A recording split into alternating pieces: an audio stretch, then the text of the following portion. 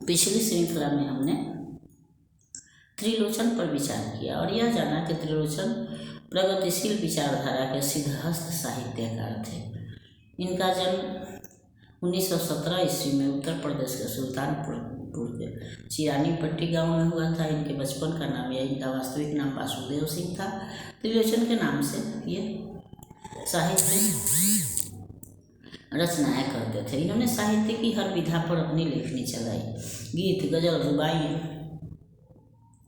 Sonnet, छोटी बड़ी कविताएं और काव्य रूपक पर इन्होंने अपनी लेखनी चलाई। सोनेट पर तो इनको एक अधिकार प्राप्त था या इन्हें सोनेट का पर्याय कहा जाता है। शब्द, लय, छंद पर भी इनको एक अधिकार था जो इनको अन्य कवियों से अलग करती थी या विशिष्टता प्रदान करती थी। इन्होंने जनता के दुख दर्द को तो अभिव्यक्ति प्रदान की ही, इसके साथ साथ उन्होंने उस तरह के जनता का दुख दर्द बयान किया जो कि अभाव में रहने के बाद भी उन्होंने हार नहीं मानी, बल्कि अपनी स्थिति के सुधार के लिए संघर्ष रहे। जिसकी जीविका यानी जीने की शक्ति जो है अपराजेय थी, वैसे संघर्षशील लोगों को यानी कि इन्होंने संघर्ष को वाणी प्रदान की। अब हम केदारनाथ सिंह पर विचार करेंगे। केदारनाथ सिंह 20वीं शताब्दी के 60 के दशक के कवि थे। इनका जन्म उत्तर प्रदेश के बलिया जिले के चकिया गांव में 1932 ईस्वी में हुआ था। इन्होंने बनारस से अपनी शिक्षा पूरी की, MA और PhD की डिग्री प्राप्त की और उसके बाद इन्होंने पडरौना, गोरखपुर और तथा दिल्ली में अध्यापन कार्य किया।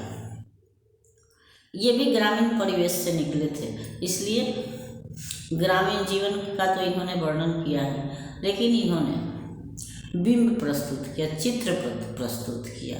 उदाहरण के लिए उनके जगन्नाथ या नूरमियाँ देख सकते हैं। दूसरी तरफ इनकी रचनाओं में हम यह भी देखते हैं कि इसमें ग्रामीण और शहरी जो जीवन की विशेषता है या जो अंतर है उसको इन्होंने स्पष्ट किया है। ऊंची ऊंची अट्टालिकाओं में रहने वाले लोग सारी सुख सुविधा का उपभोग तो करते हैं, किंतु गांव से जो उनका जुड़ाव है, वो गांव की जो याद है वो नहीं जाती है, बल्कि वही पक्षियों के उड़ते हुए पक्षियों को देखकर, चलती हुई हवाओं को देखकर उनके अंदर एक कसक उठती है और यही कसक जो है वह उनकी रचनाधर्मिता को बनाए रखती है। केदारनाथ सिंह भी इसी प्रकृति के कवि हैं। इन्होंने यहाँ हम यह भी देखते हैं कि शहर में जो लोग रहते हैं वह बंद कमरे में सुविधा संपन्न लोग रहते हैं, उनके पास समय होता है, लेकिन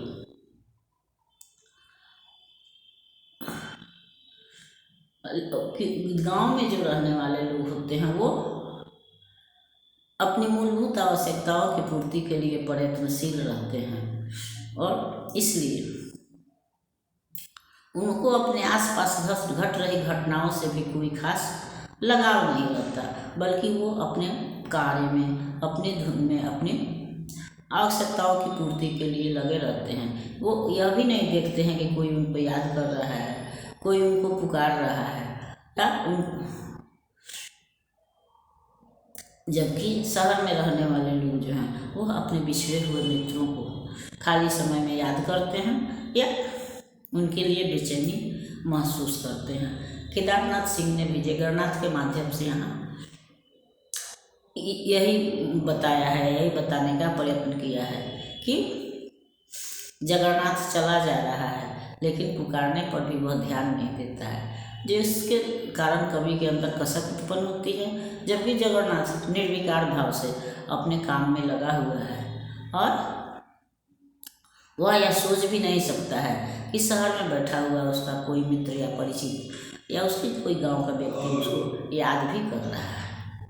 अगली श्रृंखला में हम जगन्नाथ पर विचार करेंगे। तब तक अगर यह श्रृंखला आपको पसंद आती है तो इसको लाइक कीजिए, सब्सक्राइब कीजिए। पुनः मिलते हैं अगली श्रृंखला में, तब तक के लिए धन्यवाद।